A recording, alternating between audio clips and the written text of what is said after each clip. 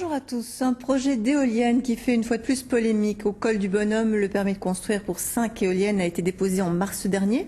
Depuis cette date, partisans et opposants s'affrontent. L'un des arguments avancés par les opposants au projet est la menace qui pèse sur un oiseau, le grand tétras, qui pourrait être perturbé par l'installation et le fonctionnement des éoliennes. Éric Proen-Sapina, Bernard Stemmer.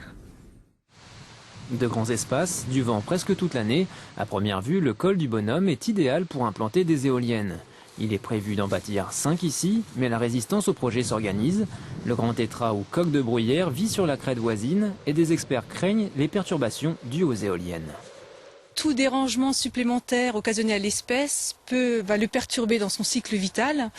Alors soit il ne va pas être opérationnel pour la reproduction, soit tout simplement il va mourir, Et il n'y aura plus du tout d'échange de population nord-sud. Le grand tétras traverse parfois la vallée et pourrait s'installer ici, mais les éoliennes risquent de lui barrer la route. La communauté de communes de la vallée du Kaisersberg assure néanmoins qu'au final, la zone sera plus favorable au tétras qu'elle ne l'est aujourd'hui. Il s'agit pour cela de créer des zones de quiétude, de préserver des corridors écologiques et de développer tout un réseau de parcelles qui seront de parcelles forestières qui seront traitées de façon à être favorables à la vie du tétras, à sa reproduction. Plusieurs plans nationaux et européens protègent cet oiseau craintif, principalement menacé par les intrusions humaines. Avec la route des crêtes toute proche, un chantier, des éoliennes et le tracé de nouveaux chemins, la coupe pourrait déborder.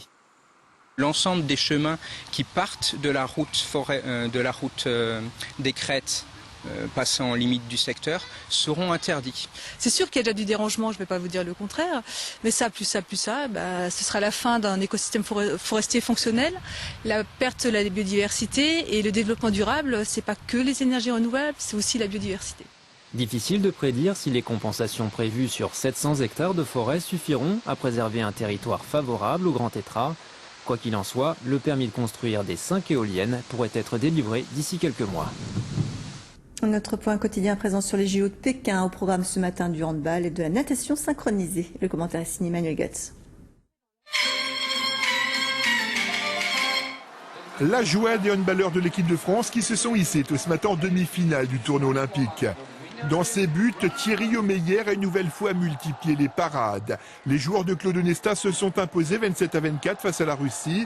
Dans les gradins, les filles de l'équipe de France avec Sophie Brèche battue hier par les Russes à l'issue de 2 prolongations d'anthologie ont retrouvé un peu le sourire grâce à ce succès. Pour ces messieurs, place maintenant aux demi-finales vendredi. Elle visait la finale olympique, objectif atteint pour le duo français en natation synchronisée. La Strasbourgeoise Apolline Dreyfus et sa coéquipière Lila Messeman-Bakir ont décroché le 11e rang ce matin lors de la grande finale. Un résultat encourageant pour ce duo constitué il y a quelques mois seulement. Aurore Mongel, Amaury Leveau-Onco dans les tribunes ont apprécié. S'initier aux techniques de restauration du bâti ancien, c'est ce que propose durant plusieurs week-ends le parc naturel régional des Vosges du Nord. Et ça n'est pas forcément facile, mais l'apprentissage peut se révéler utile. Caroline Kellner, Denis Becker.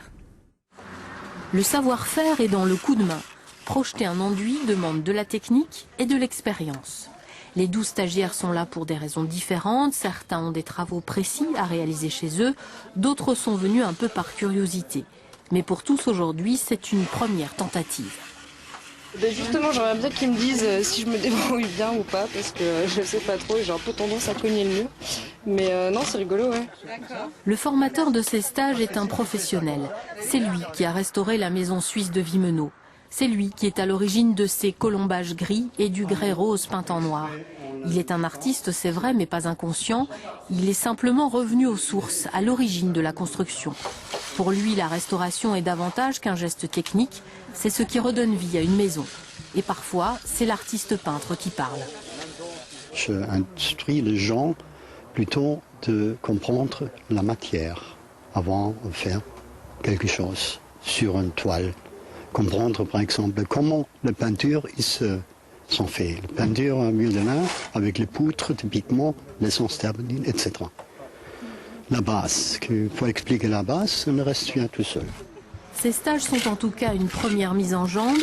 Le parc naturel régional des Vosges du Nord qui les organise sait bien qu'il faut beaucoup de pratique pour une bonne maîtrise. Il n'empêche que ces formations sont un beau succès puisqu'elles affichent complet pour tout l'été. Et si les mines d'argent du côté de Sainte-Marie sont très connues, il n'en va pas de même pour les mines de fer. Et pourtant, elles méritent le détour.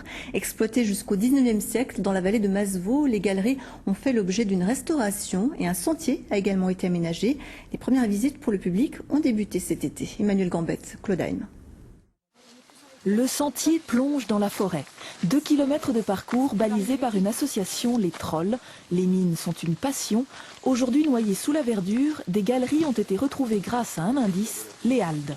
Les haldes, en fait, c'est tout ce qui sortait des trous ou tout ce qui sortait des galeries et qui ne leur servait à rien et qui jetait à la brouette ou au chariot et qui jetait ici. Donc ça fait une rupture de pente et donc on repère tous les travaux qui ont été faits grâce à ces haldes, la plupart du temps.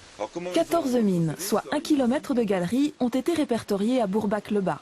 L'exploitation commence en 1439.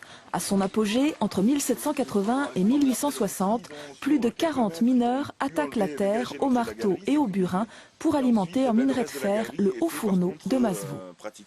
Il faisait une petite marche d'escalier. Il y en a un qui se mettait à genoux sur la marche, qui tapait en haut, et l'autre qui était à genoux en dessous et qui tapait en bas. Un travail acharné, pas toujours récompensé. Dans cette galerie, par exemple, aucun filon n'a jamais été découvert.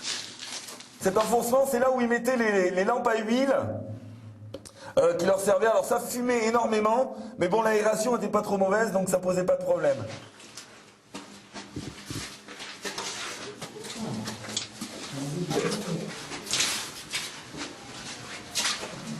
Les grands mineurs, il devait pas y en avoir beaucoup, hein. Non, ou alors ils avaient le dos cassé. Ouais. Je me disais, il travaillait dedans, donc ça devait quand même être assez large. Mais là, non, heureusement que c'est pas trop long. Pour l'instant, seule une centaine de mètres un peu humides sont accessibles. Une galerie plus grande, actuellement en restauration, accueillera d'autres visiteurs un jour peut-être, ou peut-être une nuit.